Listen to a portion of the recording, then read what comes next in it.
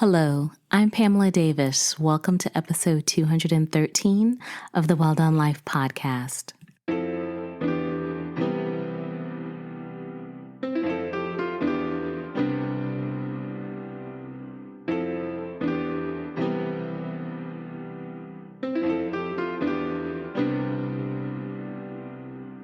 Hello, and welcome back to episode 213 of the Well Done Life podcast. I'm your host, Pamela Davis. If you are new here, hey, how are you? Welcome. I hope that you will stay for a very long time. And if you've been here before, you guys know the deal. I love you deep. Thank you so much for continuing to rock with me. Your support is what got me here, and I wouldn't be able to continue doing this without you. So definitely, I want you to continue to stay and bring friends. Before we get into this week's episode, I'd like to be really foundational. I know a few of you, if you've heard a couple of episodes of the podcast, you're like, Lord, I could recite this with her. But that's okay. We can recite it together because, of course, amplification is always a thing. But essentially, I want you to understand that this podcast, this brand, this safe space that I've created is built on two very important foundations, and that is clarity and love. Clarity is really straightforward. I just like to make sure that you understand that this brand, this podcast, is about creating space for women to be their most authentic self. I truly believe it is my purpose to share my journey, the good and the bad, so that hopefully you avoid some of the pitfalls that I made and that you will be inspired to believe that there is nothing that you can't accomplish because women are the foundation of society. And also, I feel like it's important to amplify the voices of other women because I want you to see that there are so many other people who have gone through so many things. And a lot of our differences are actually similarities that we just haven't uncovered within each other. So it just gives us a space where we can have an opportunity to learn and to connect and really, really thrive together. And so that is what the Well Done Life is about. So welcome. On top of that, my other foundation is love. And love is the thing. I believe in love. I'm a sucker for love. And it is very important that you understand that everything we do here is rooted in that. It is so important. This is a safe space because we make it a safe space through our actions and our intention. And with that, it's always important for me that before I kind of dive into every week's topic, that I send prayers out into the atmosphere for you, because I truly do believe I'm not the only one out here praying. And I do believe in the magnification of prayers when we come together in agreement. So I am sending you prayers of peace. I've been standing on peace for a minute, and I'm going to continue to stand on peace because it can definitely seem like the world is a dumpster fire at times. And so I think it's just very important that we prioritize our peace. There are things that we don't have control over, and we have to learn how to let go and let God and trust that God will always make everything right, even in the situations where we don't understand the outcomes. And so I pray that you're able to find peace. I pray that you are able to find time to focus on the things that you can control and let go of the things that you can't, and just to let God have his way, because at certain points in life, that's really all you have. And I don't know, maybe it's just me, but I really feel like for myself, I'm at that point, like I have to let go and let God. I can't carry the weight of other people's expectations, and neither can you.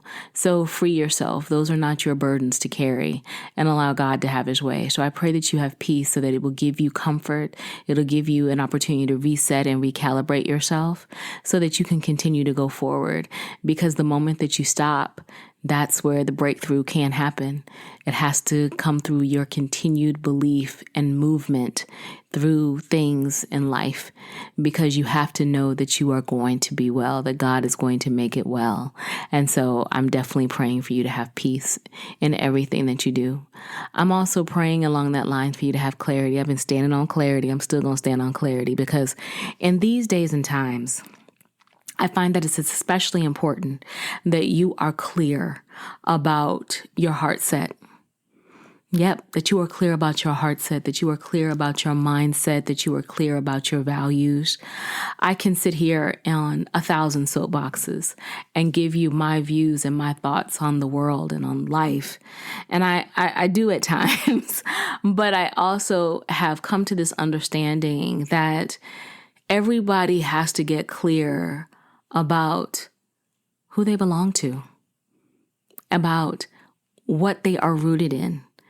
because that is what's going to dictate all of the decisions, all of that things that you do and accomplish in this life. And it is so critical, and we don't talk enough about it. And so I pray that you have the ability to get clear about your values, about your mindset, about your heart set, because that is going to be so important. It's amazing how the world can tell you that you are this and that, but you have to know who you are, and you have to decide, and you have to stand on business about it. You have to be clear. In times of uncertainty, there has to be clarity about your values, about your heart, about your mind. Because as they say, you'll fall for anything if you don't have that. And you don't want to fall for anything. You have to understand who you belong to, and you have to stand clear about it. And I pray that you are able to find that clarity, and that you are able to give yourself the space to really be 10 toes down for what you believe. Because I always feel like as we're trying to move to different levels and navigate through circumstances, things will come at you that will test your heart set and your mindset.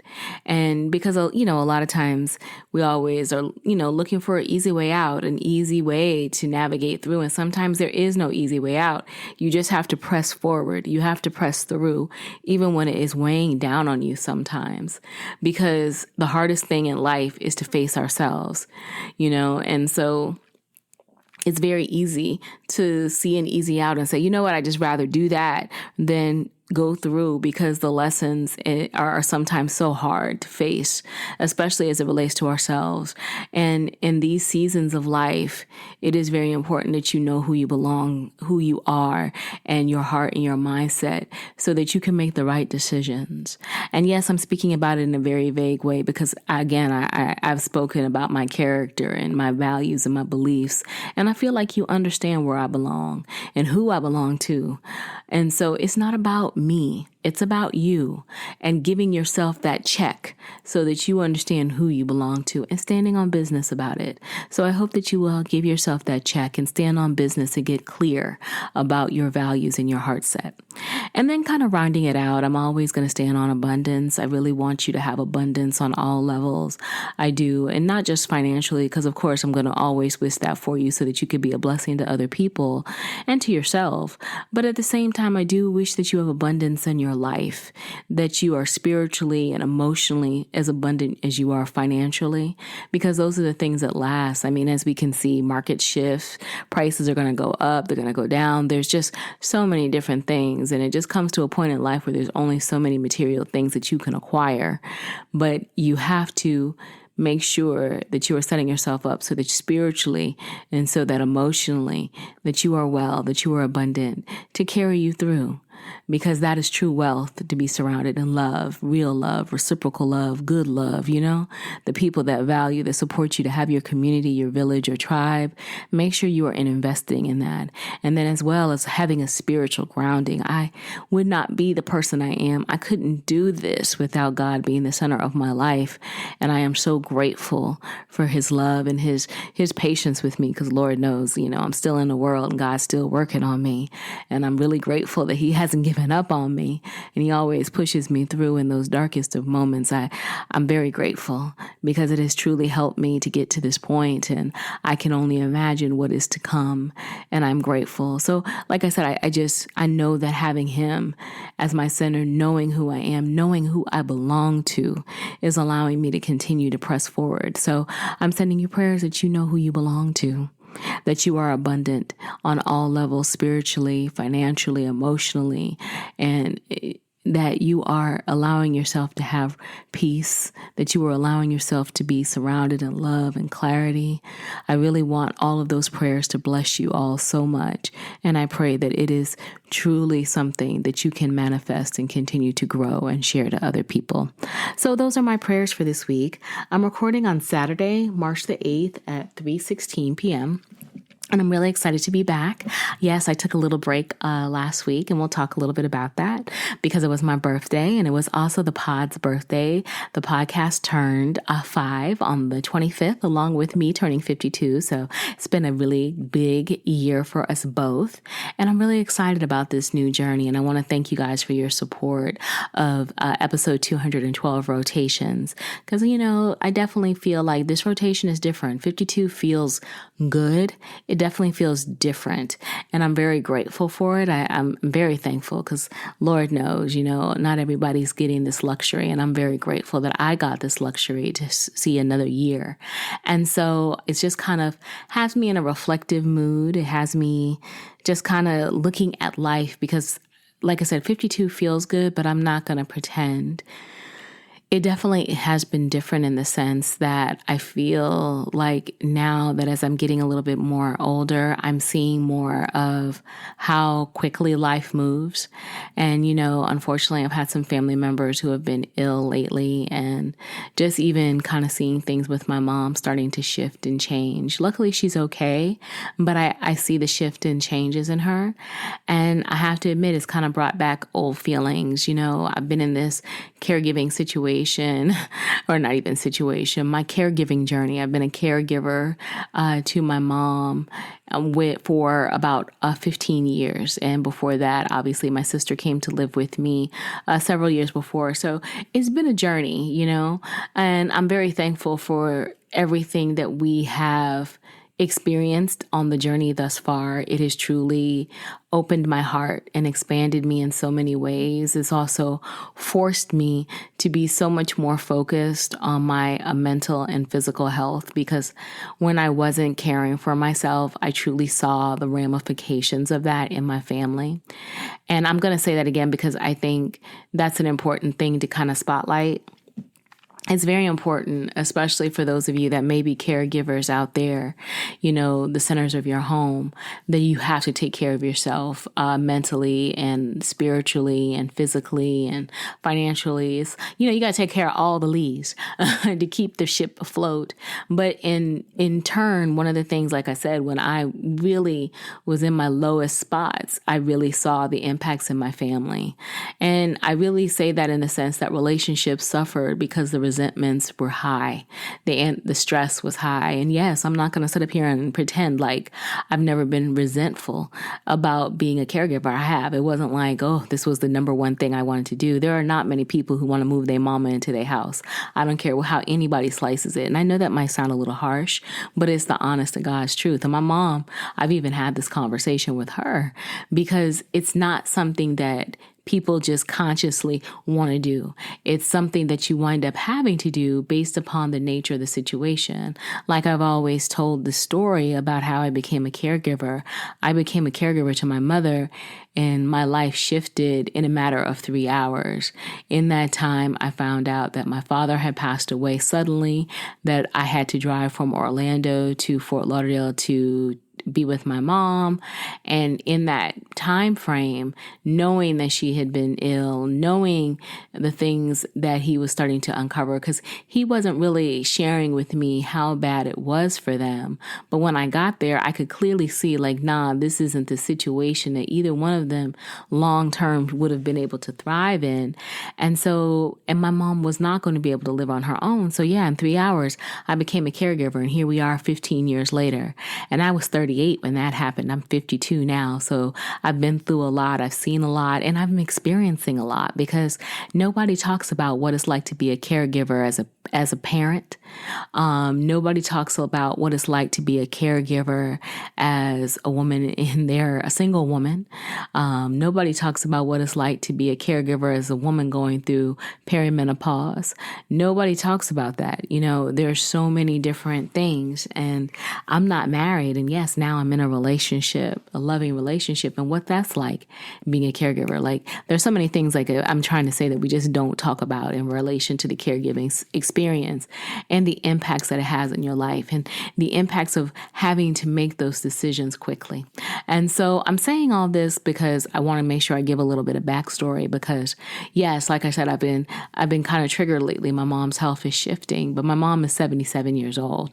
So the expectations of someone staying in good health in their 70s, late 70s is very rare. And I'm totally fine, and we're working through it, and she's doing good. Let me preface that again. She's doing good. She's doing better. But we can just definitely see some changes in reference to her memory and her mobility. And so it definitely has my sister and I just a little bit more focused and concerned and, just trying to work through that with her doctor. We've been having to change up medications and stuff.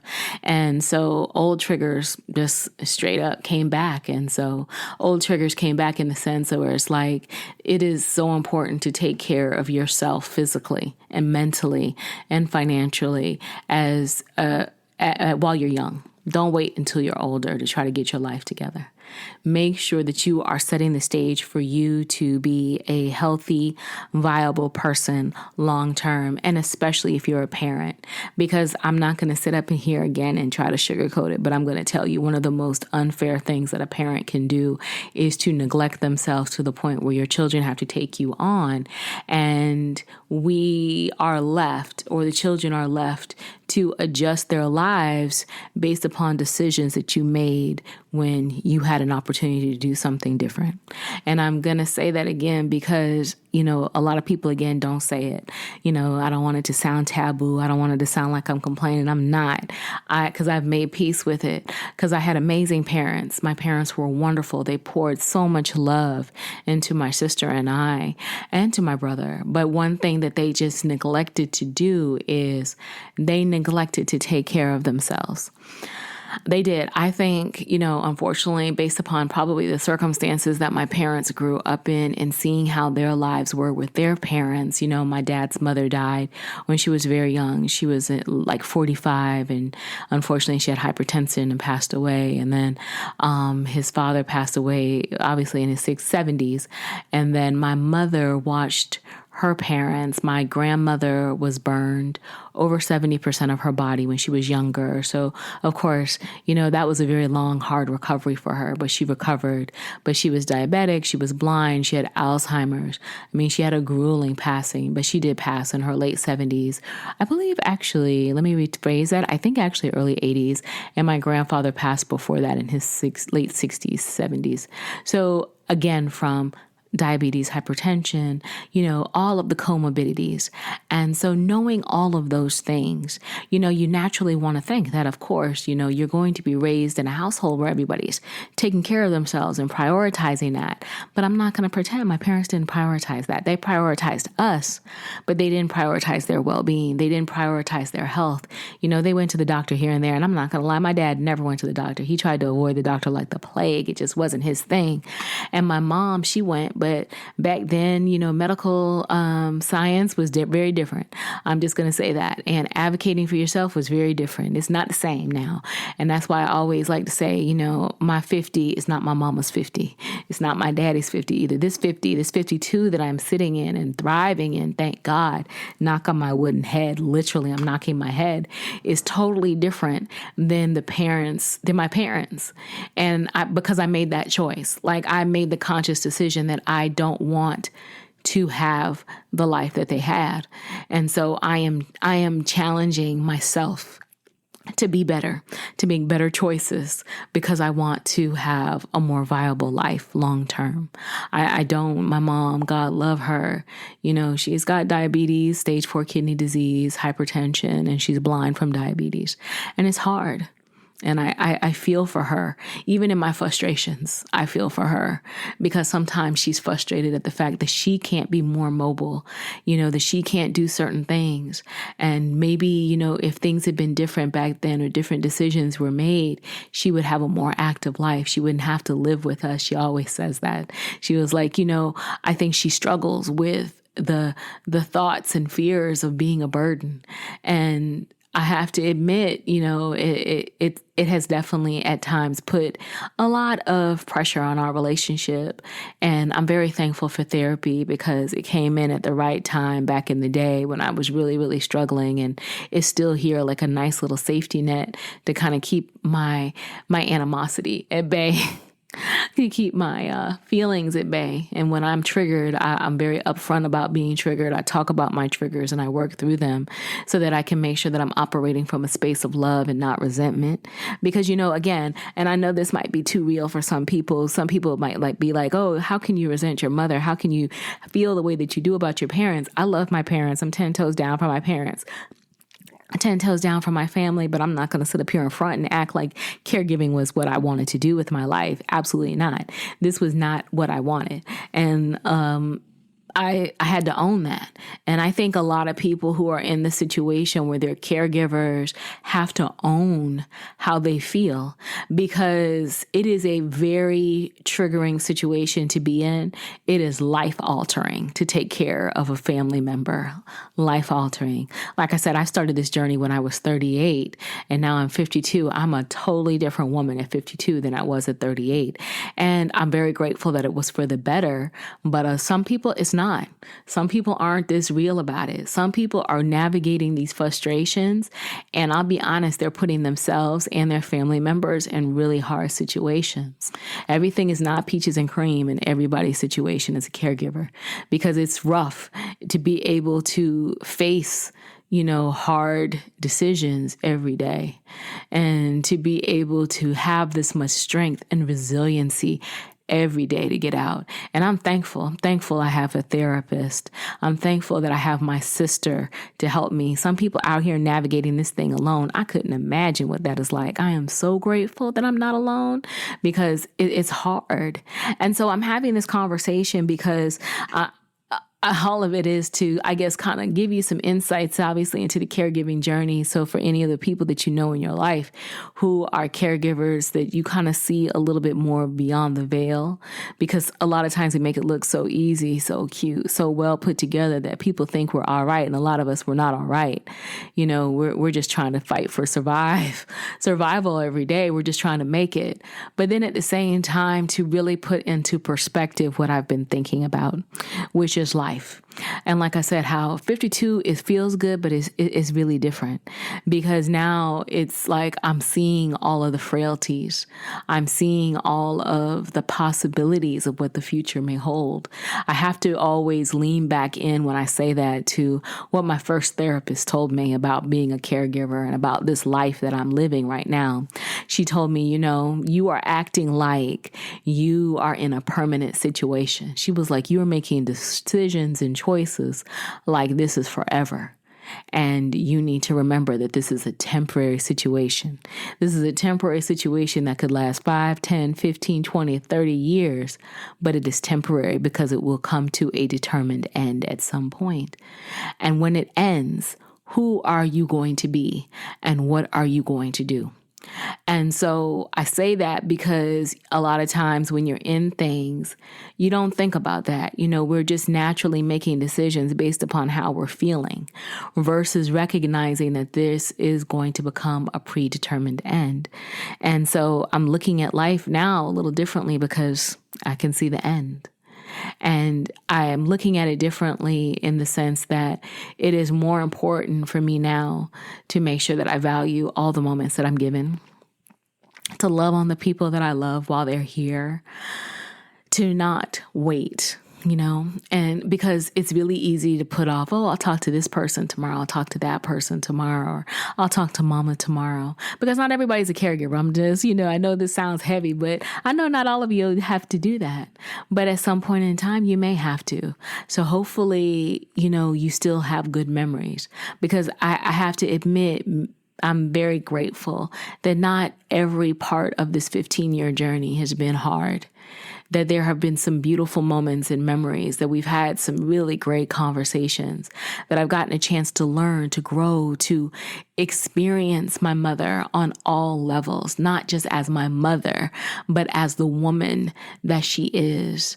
And I think about the same, like I have my godmother as well, and just all these amazing women that I get a chance to talk to, that tell me their stories, that share their hurts and their successes and their tears with me. It truly, like I said, has shaped me and formed me to this point where I see life different. And at 52, it feels good, but it's different. At 52, it feels like I have to value time. I have to value my tribe. I have to value the moments that I've been given. I also have to understand that everything has an end date. Everything has an end date. And so I can't sit and wait for things to occur. I need to go forward. I need to understand and learn while I'm in this season because it won't last forever. And so I'm spending time just trying to figure it out. I'm taking my time. I'm not as out as I used to be. I'm more inside. I'm spending more time having conversations and processing and making mental notes and memories because I know that those are going to get me through when times get hard. And because times are always going to get hard. Yes. And not saying that that's a 52-year-old revelation, but I have to admit, you just become a lot more resilient to it because you recognize that these are the patterns and seasons of life because everything has an end. And so I'm really grateful for these times, these moments that I've been given now. It's like my eyes have been opened and I truly see people the way they are. And I don't necessarily know if it's like this big opening and awakening. I would love to say like, oh, you turn 50 and it's like, whoo, the blinders just magically fall off. I don't think that's the case at all. I think it's just that you get to a point in life where you stop allowing the insecurities that you have about yourself to alter your mind so much that you are able to see people for exactly who they are versus who you perceive them to be. That's really what it is. It's like now I'm free. Now I'm not allowing my thoughts, my negative talk, because that's really what a lot of us do. We allow our own talk, our own negative perceptions, our own past experiences to cloud how we see people. And now it's like I've recognized none of that crap matters. Those situations and things that I endured when I was young, I had to go through because I was making decisions as a person who I was back then. But who I am now is totally different. And now I can see things for what they are and see people for who they are. And I can make decisions accordingly and not be affected or fazed. And so it's like this light bulb pops and it's like, whoo, I can see things. I can see people. And like I said, I really see the value of time, the value of people and community. I mean, I really got a chance to see that too a lot when I was away last week for my birthday, because one of the things that my baby did for me was he organized a dinner with his friends for me to meet them and just for, us to kind of connect. And it was wonderful. We went out to dinner and they do this thing as a friend group called the hot seat. And the hot seat doesn't necessarily mean they're going to ask you a whole bunch of embarrassing behind questions just to see, who they are. But they call it the hot seat because it's an opportunity to see the trueness of you. Yeah, and I'm sure you all have friends who do that. I do too, friends who just ask you the real, the deep. Like, I think at this point on March the 8th, 2025, the year of our Lord, we are all done with a lot of surface conversations with our friends, our tribe, our community. I think we're all tired of that now. And so it was cool because I got a chance to kind of be in the hot seat. I'm normally the one asking the questions with people because if you've been out to dinner with me, you know, I love to ask questions. I always ask questions of my baby. He and I have really bonded over a lot of things because I just think it's important to connect through conversation to really get to the trueness of people, to create safe spaces. And so this was a safe space and I was on the hot seat because, they wanted to know how I was, they wanted to know how I felt about him. They wanted to understand our love. And, that in itself, I'll be honest, is super rare. Let's just really be honest, because I don't ever see a lot of conversations with friend groups where they are actually trying to figure out, are you 10 toes down for a dude? And I know that probably sounds super controversial, but it's true. I really don't see that. I rarely see, friend groups trying to get to know women to make sure that you are good enough for their friend. Now, maybe that's because I've been out of the game for a minute. Like before I met my baby, I was not dating. I hadn't dated in like 9 years. I had a crush, but it wasn't going anywhere. But like now, being back in the game, it was like, wow, okay, really, this is what we're doing. And I'm like, I'm 52 and I'm in the hot seat at 52. But that really wasn't a big deal because I'm cool with it. I know my heart. I know my mindset. I know who I am and I know how I feel about my love. And so I was very open and honest with them. We talked about a lot too. I mean, it got a little spicy. It got a little spicy, but it wasn't anything I was offended by. I was cool. It was just like, these people aren't playing.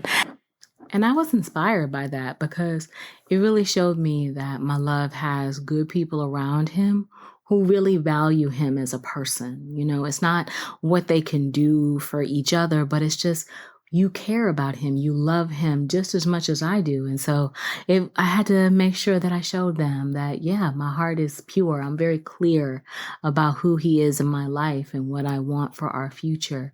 And so it went really well, but I got feedback that it went well, which was really great. But it was really cool. It was nice to see that because I don't think we do enough of that for men, having those conversations, having that opportunity to just be. It's a good thing. And so it was nice to kind of see that. And so that's kind of one of the things, like I said, it's just this year feels different. 52 feels different. It feels very important to make sure, again, that you get clear about your mindset, your heart set, and understand who you are surrounding yourself with and go hard for your community. I mean, we are at this space where community is what is going to get us through. Like we have to take care of each other. We're all we've got. We can't rely on other people. We can't rely on what's going on in the world. We have to understand that we are the help that we are looking for. Each of us, internally as well as externally, we are what we are looking for. And we have to get clear about that and be sure. And you got to make sure you have the right people around you. So make sure that you give yourself space for that. And I'm very grateful and thankful for this season of my life because, yeah, like I said, it's different. I keep saying it. I don't know. I'm just getting into 52, so I can't give you like the full summation of it yet, but it feels different. It feels peaceful. It feels honest. It feels real, super real. Ooh, super real. Because life is doing this thing. And it feels like a season where it, again, is so important to make sure that we're taking care of ourselves. And I'm taking care of myself. Like, it is very important to me. I'm really sticking strong with, my goals of taking care of myself physically and mentally and spiritually and financially. Like, I'm really holding myself accountable. Make sure that you are holding yourself accountable. You don't have to be in a season of being 52 to do that, but it still is important because you are the most important asset that you have. So you have to take care of this asset because you are the foundation. You set the tone for your home and you need to make sure that you are thriving and doing your best to thrive. Even when it feels like you're not thriving, you are thriving. You know why you're thriving? Because you woke up. Because there's still breath in your body. There's still an opportunity for you to go forward. Don't lose sight of that. Even when it feels heavy, don't lose sight. And yeah, I know sometimes I can sound super optimistic and positive. Let me tell you, there are days I struggle just like everybody else. And in those days where I feel struggly, where I feel a little odd, I pray. I ask God to help me. I lean into my friends. I lean into my family. I lean into my love because I know that I am surrounded in love. I'm surrounded in strength. I'm surrounded in community. And when we're weak or when I'm weak, we feed off of each other. Value that. Value it at all cost. Everybody doesn't have it like that. So if you got it like that, you are special. Don't take it for granted. Don't take yourself for granted because remember, you deserve it all. You deserve it all. And so I want to make sure that I kind of round this out, especially as ladies, for us, the women. It's International Women's Day. I mean, I feel like it's International Women's Day 365 days a year personally because, we're women and I'm a Black woman. So it's like, ooh, it's like a superpower. And I want you to feel that way as well. Don't ever forget your strength. Don't ever forget who you are. You don't need one day to remind you of how amazing you are. Some of you out here leaping tall buildings with a single bound, taking care of the world on your shoulders and making it happen. Hell, all of you are. We are all out here making it do what it do in a world that may not want us to do what it do, but we're still out here thriving. Don't you ever forget how special and amazing you are, how we are. And we have to learn how to see that in each other and value it. Gone should be the time of backbiting and pettiness and haters and emotional vampires and all that crap, even though it's still out here. And for those people, I pray that you find your peace. I pray that you find your healing, because you are missing out on some amazing community and you know you need somebody, so grow up. But for those of us that are really just about seeing each other win, just thriving and supporting each other and just wanting to be encouraged and keep shining, baby, because our time is coming. Our time has come. It is here. And you just have to make sure that you go where you are valued, where you are loved, where you are respected, not tolerated, but you want to be valued, loved, and respected. And I want you to know that you are valued, loved, and respected in this space. And I am eternally grateful for you. So that is the podcast this week. Again, I want to thank you guys for always being here, for being supporting and encouraging. I love you so much. I will make sure that I have all of my information in the show notes. Don't forget to hit me up. I'm on Instagram, Threads, Facebook. I'm coming back on the book, believe it or not. I'm trying to limit it though, but I'm back on the book.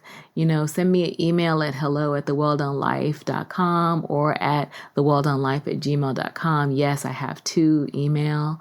So just don't hesitate to reach out, but I'll have everything in the show notes. And I just hope that you, again, will make sure that you are prioritizing yourself this week, that you will show yourself some love, give yourself some peace, give yourself some grace, and just having a wonderful time. And again, thank you for everything.